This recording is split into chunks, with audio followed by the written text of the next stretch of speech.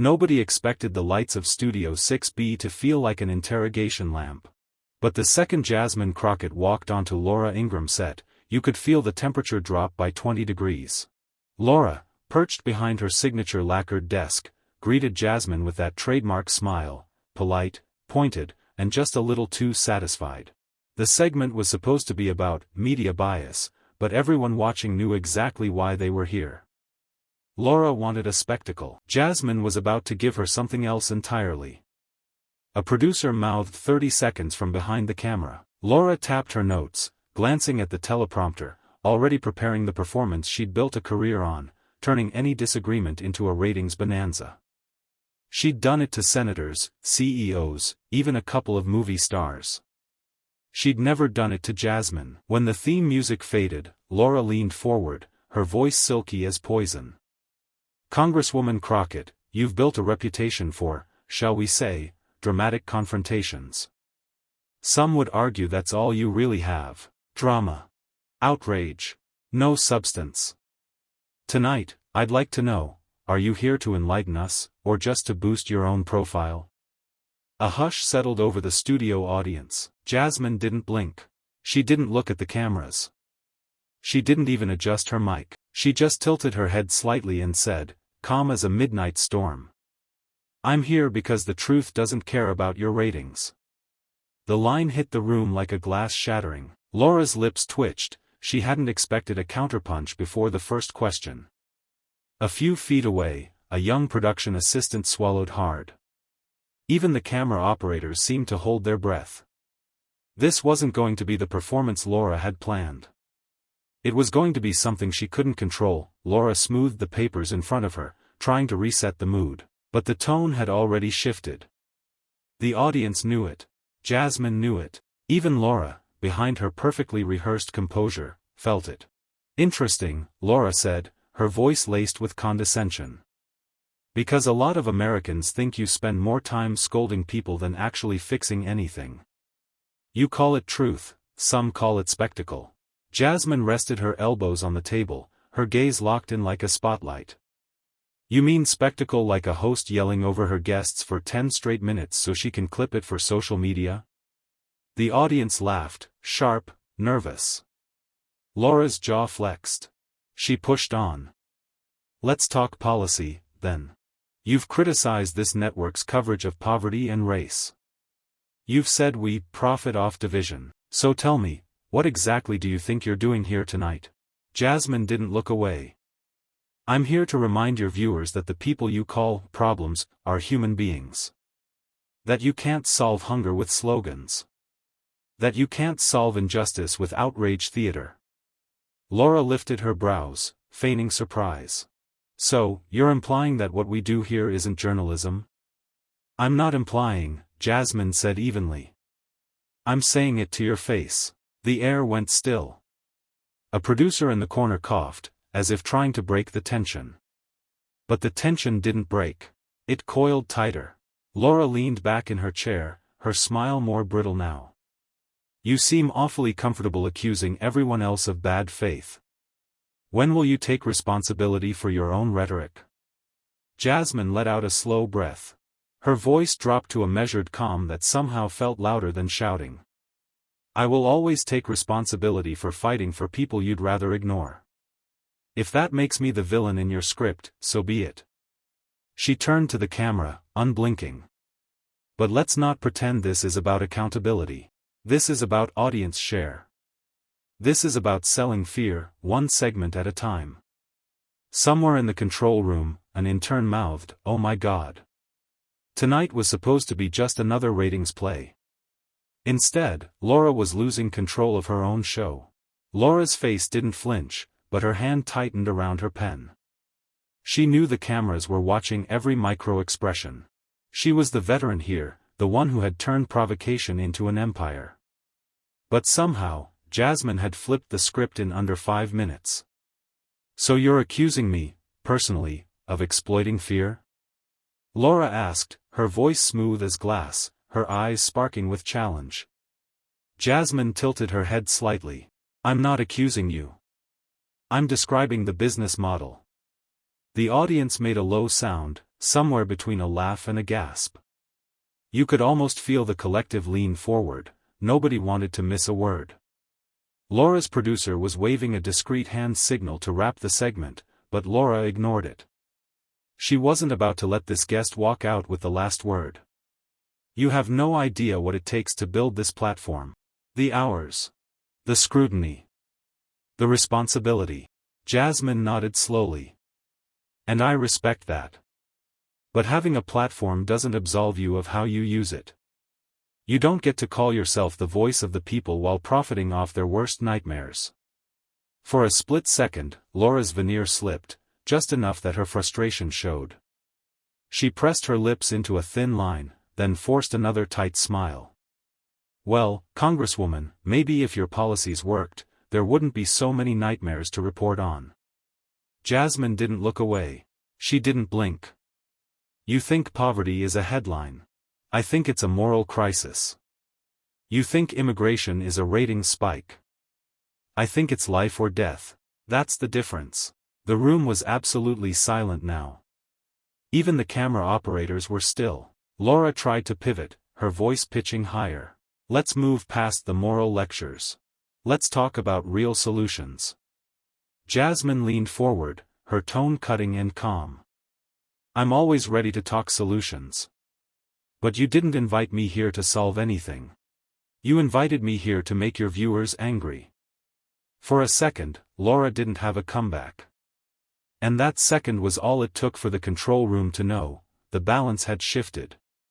The screen might have said, live, but this was no longer Laura's show. Laura Ingram's eyes narrowed, her practiced calm flickering into something raw. This wasn't going how she'd planned. She'd brought Jasmine on to be the perfect foil, a progressive firebrand she could paint as radical, impractical, smug. But now, with every answer, Jasmine was doing the one thing Laura hadn't prepared for, she was refusing to play the role. Laura tried again, her voice tightening. You talk about moral crisis, but your policies would bankrupt this country. Trillions in new spending, where do you think that money comes from? Magic? Jasmine didn't move. She just let the question hang in the air until it sounded as hollow as it was. Then she spoke, her voice low and steady. It comes from the same place your tax cuts for billionaires came from. The same place your military budgets come from. The difference is, I'm honest about the priorities. A ripple moved through the audience. Even some of Laura's regulars were leaning forward, eyes wide. Laura's jaw clenched. That's a convenient talking point. It's a fact, Jasmine said. No heat, no hesitation. Just the plain, blunt certainty that makes people either furious or galvanized. Laura flipped her notes, searching for something, anything, to regain the upper hand.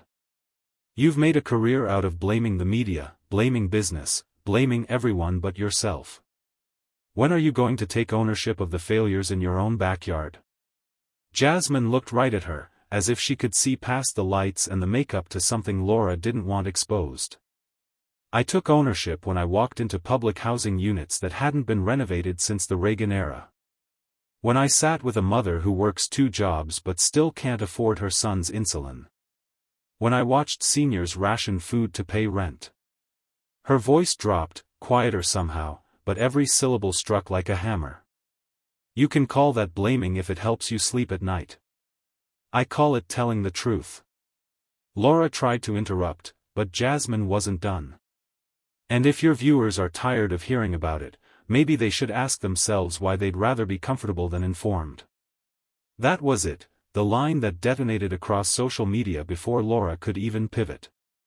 In the control room, a producer mouthed to no one in particular, she just ended the segment. But Jasmine didn't move to leave.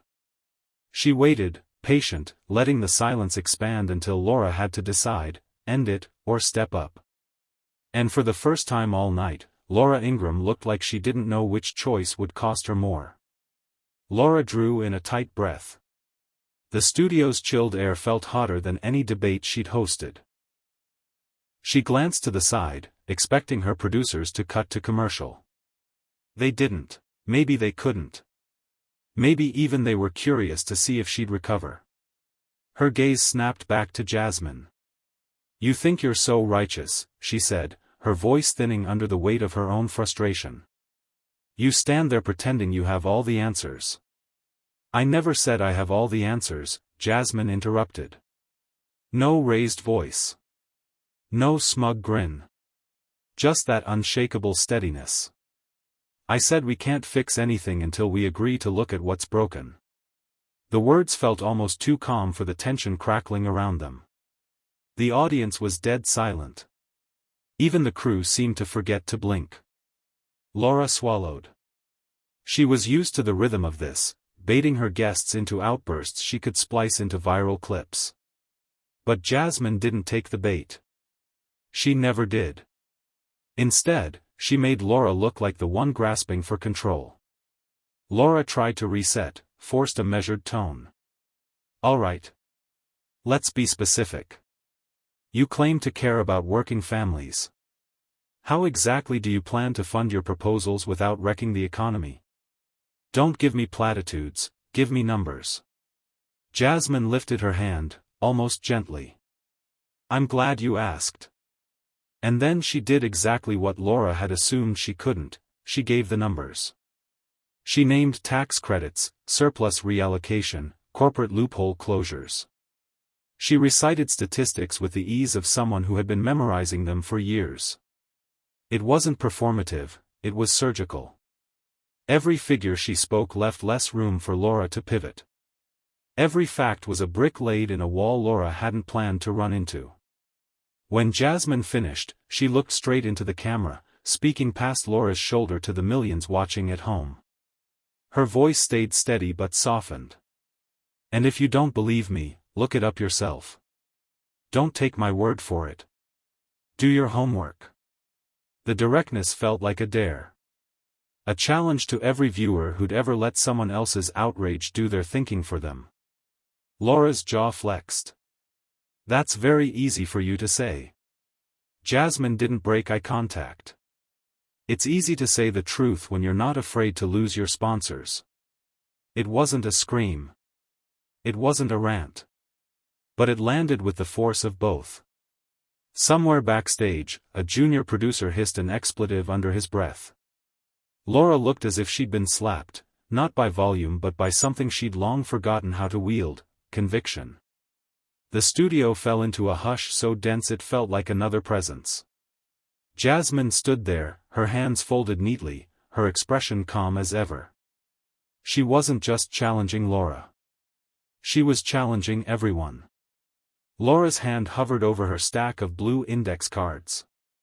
For years, those cards had been her armor, carefully worded talking points, strategic pivots, practiced outrage. But tonight, they felt useless. She picked one up, then set it back down. The cameras were rolling. Millions were watching. And Jasmine knew it. Jasmine didn't gloat. She didn't have to. She waited, patient, as if daring Laura to keep pretending she had the upper hand. When Laura finally spoke, her voice was lower, edged with the strain of holding back her temper. "You think you're the only person in America who cares about the truth?" she asked. "You think you're the only one with principles?" "No," Jasmine replied. "I think a lot of people have principles. They just get quieter when there's money on the table." It was the way she said it, matter of fact, almost gentle, that made it impossible to dismiss as mere theatrics. The crew behind the cameras were so still you could hear a headset crackling with feedback. The country was watching this not as an interview but as a collision. Laura tried to reclaim the narrative. She straightened her notes, forced her tone into something polished. "Well, then," she said, her smile brittle. "If you're so determined to act like the conscience of America, tell us, are you prepared to admit you've made mistakes? That maybe you're not as pure as you pretend to be?" Jasmine inclined her head slightly, like she was acknowledging a worthy question. "Of course I've made mistakes," she said, her voice clear. "I'm human. But the difference is, I don't build my brand on denying them." A murmur rippled through the studio audience. Someone coughed. Laura felt the temperature drop, as if all her practiced confidence had been pulled out from under her. This isn't about branding, she protested. It's about accountability. Exactly, Jasmine said. Accountability. And that's why I'm here. Then she turned, looking past Laura, directly into the lens again. Because people at home deserve more than entertainment disguised as news. They deserve honesty, even when it's uncomfortable. The camera operator zoomed in automatically, almost as if compelled by the gravity of her tone. For a heartbeat, Laura couldn't find the next line on her card. Couldn't think of the right sound bite. All she could do was sit there, aware that no matter how the network spun it later, something real had happened in this studio, and the viewers knew it. And Jasmine, she didn't flinch. She just kept her gaze steady, her voice level, as if she had been waiting her entire life for this exact moment. The silence after Jasmine's last sentence didn't feel like a pause. It felt like a verdict. Laura shuffled her notes again, the paper crinkling too loudly in the studio's hush. She forced herself to look up, to reassemble the familiar smirk that had sold millions of viewers the illusion of control. But it came out strained, the corners of her mouth flickering under the weight of what everyone had just heard. Let's be clear, Laura tried, her tone brittle. You're accusing this network, and me, of misleading people. Of prioritizing ratings over facts. Do you have any evidence, or is this just another performance? Jasmine didn't even blink. She calmly reached for a folder she'd brought, unlabeled, thick with printed pages. She flipped it open and spread several sheets across the table between them, right in front of the cameras. Here's your primetime advertising revenue reports, she said evenly. Here's the internal memo instructing your producers to amplify culture war stories over policy segments because, she tapped one line with her finger, and I quote, controversy retains viewer engagement longer than nuanced debate. Laura's throat tightened. The papers were real. She recognized the formatting instantly. For the first time in her career, she was seeing her own tactics weaponized against her. Jasmine kept going, her tone measured, almost disarmingly calm. Here's the breakdown of airtime spent on manufactured outrage, like whether a school library had one book or another, versus segments about housing shortages or wage stagnation. And here's the data showing how your audience retention spiked every time you made it personal. The air in the studio turned dense, heavy with the discomfort that came when entertainment collided with accountability. Laura swallowed hard, searching for any line that could shift this back into familiar territory. You think you're so righteous, she managed, voice taut. You think you're immune to the same pressures? Jasmine lifted her gaze from the documents and looked her dead in the eye. No, she said simply. But I'm not afraid to admit that this, she gestured to the set, the lights, the branding, isn't journalism. It's theater. And it's hurting people. A producer behind the cameras mouthed something Laura couldn't hear. Maybe telling her to cut to commercial, maybe to fight harder. But Laura couldn't seem to find her footing. Because no matter how she spun this, the truth was plain in front of them, on paper, in her own memos, in her own voice clips. Jasmine had come prepared to leave no escape hatch. And as Jasmine sat back, her expression calm and unflinching, Laura realized the most devastating part: she wasn't here for a viral moment. She was here to make sure nobody forgot that moment ever happened. Laura tried to regroup. She smoothed her hair, straightened the stack of damning documents Jasmine had laid bare, and exhaled into her microphone, an involuntary sigh that the audience could feel through their screens. This is television, she began, voice pitched too high, too defensive. It's supposed to inform and engage. You can cherry-pick any industry memo out of context. You can pretend you're above it all. I'm not pretending, Jasmine cut in softly. Her tone wasn't triumphant, it was tired. The exhaustion of someone who had seen too many people lose faith in the idea that truth mattered. I'm telling you exactly how this works, so no one watching has to pretend anymore. Laura opened her mouth, but Jasmine raised a hand, calm, deliberate, and the motion stopped her cold. You want context? Jasmine asked, leaning in so her voice lowered but never lost clarity. Let's give it to them. She reached for her phone, unlocked it, and set it flat on the table so the screen faced the cameras. A recording played, Laura's own voice, clipped from a producer call, stating in brisk, transactional tones. If the ratings tank, pivot to outrage. It doesn't matter which topic. Just keep them angry, keep them scared. Laura's jaw clenched. The producers behind the glass looked like they were about to implode. You want to talk about responsibility, Laura? Jasmine continued, her voice growing steadier, quieter, so everyone had to lean in.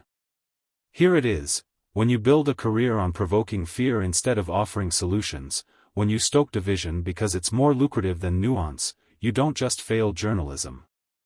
You fail your audience. The words hung in the studio like a smoke alarm nobody could silence. Somewhere off stage, a tech shuffled, the mic feed crackling as he adjusted his headset. But Jasmine didn't look away. She sat there, unblinking, as Laura fumbled for the shred of authority she'd always been able to summon on cue. You think you're a hero? Laura's voice broke, just for a second, before she caught it. You're another opportunist. Another person using this platform to look virtuous. Jasmine studied her for a moment. Then she said the one sentence that would ricochet across the internet by morning. If speaking the truth looks like virtue to you, maybe that's because you've forgotten what it sounds like. The silence that followed wasn't empty. It was electric. On a million screens, people leaned forward, pulse quickening, as if they knew they were watching a dam being breached. And in that hush, Jasmine didn't flinch. She just sat there, steady as the truth itself. A moment passed, just long enough for the realization to settle in that Laura couldn't spin this, couldn't deflect it, couldn't bury it under the usual avalanche of rhetorical tricks. The studio lights felt hotter now. Laura shifted in her chair, trying to reassert her footing. She glanced toward the teleprompter, hoping for a prompt or a rescue line. But the script was blank. Because this wasn't the interview they had planned. This is a performance, Laura insisted again, her voice brittle, her hand flattening against the desk as if she could anchor herself to it.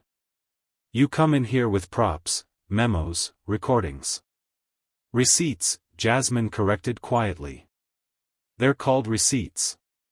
The audience watching from home wouldn't forget that word. Laura's lips parted, searching for a comeback. Nothing came.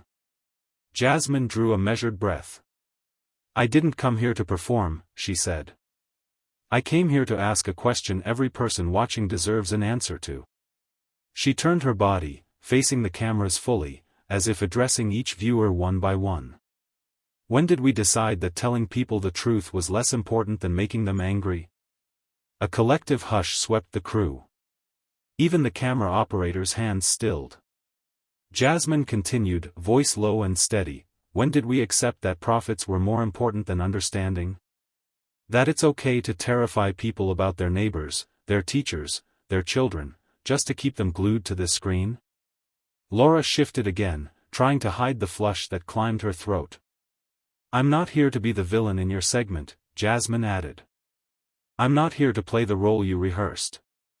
She placed her palms flat on the desk, her voice sharpening.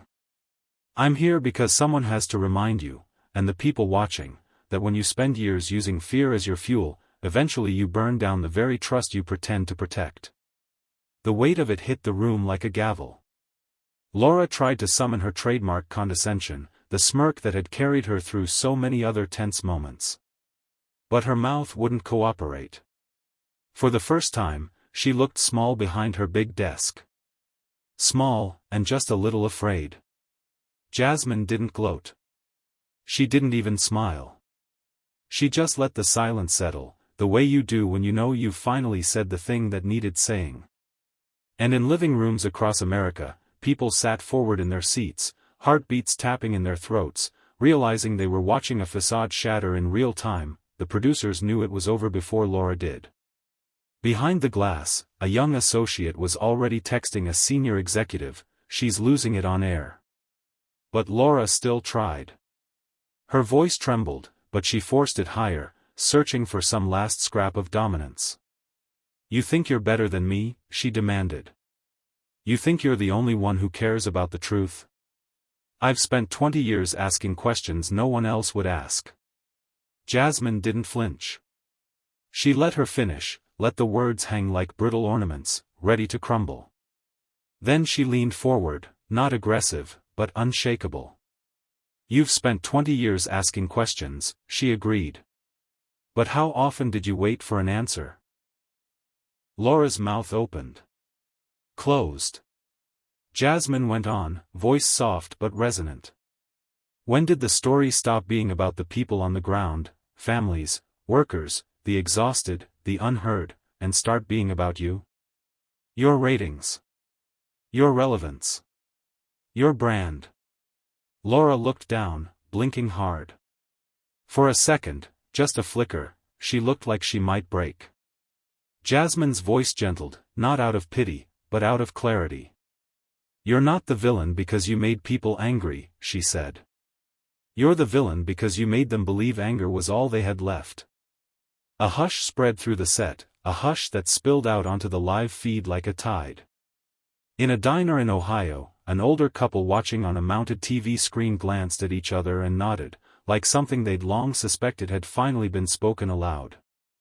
And for the first time in her long career, Laura had no script, no counterpunch. Just silence. Jasmine took one last look at her. Not with triumph, just with the quiet knowing of someone who had come to do exactly what she promised. And then, as the camera zoomed in, she turned to the audience, the real audience, the people whose trust had been traded for outrage, and she spoke the line that would echo long after the credits rolled. "You deserve better than this." Then she folded her hands on the desk, unshaken, as the broadcast cut to a stunned commercial break. If you watched this moment and felt something, whether it was anger, relief, or just a long overdue sense of recognition, you're not alone. Because when someone finally stands up to the machinery of fear and distraction, it doesn't just expose one person behind a desk. It exposes a whole culture that profits from keeping us divided, suspicious, and exhausted. Jasmine didn't step into that studio to create a viral clip. She went there to prove that telling the truth, plain and unpolished, is still possible, even in the loudest rooms. So if you're tired of the noise, if you're ready for conversations that don't end in cheap applause lines, remember this: change doesn't start on television. It starts when ordinary people decide they deserve better, and refuse to settle for anything less. Thank you for being here. And if this story mattered to you, don't let it stop when the video ends. Talk about it. Share it. Keep asking the questions that powerful people hope you'll forget. Because the minute we stop demanding better, the show goes on exactly the way they planned it.